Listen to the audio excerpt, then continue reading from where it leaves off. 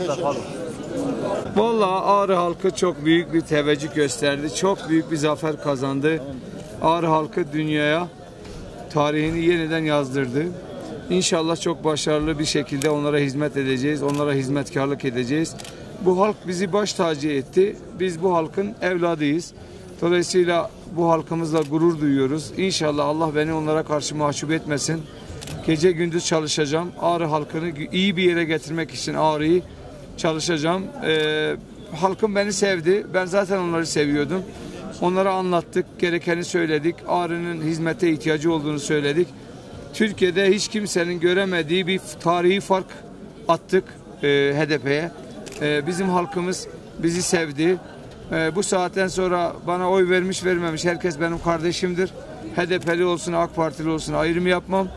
Ağrı için hizmet edeceğim. Onları da kazanabilirsek ne mutlu bize. İnşallah Allah bizi şımartmaz. İnşallah yolumuzu şaşırmayız. Halkımızın hizmetkarı olarak atamızın, dedemizin, babamızın bize vermiş olduğu terbiye gereği edepsizlik yapmayarak bu halka hizmet edeceğiz. Hizmetten başka bir gayemiz yok. Dün kendini bilmez bir tane alçak adam Savcı Sayan Ağrı'da yaşamaya mahkum edildi. Ağrı'yı kötülemiş.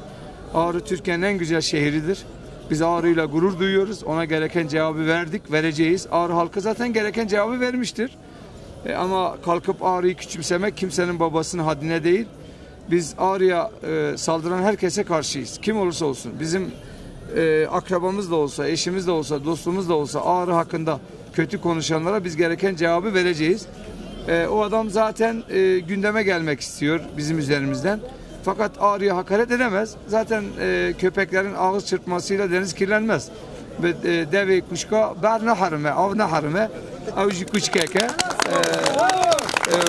Ondan sonra biz gereken cevabı verdik, vereceğiz. İleriki televizyon programlarında da zaten gereken cevabı vereceğiz.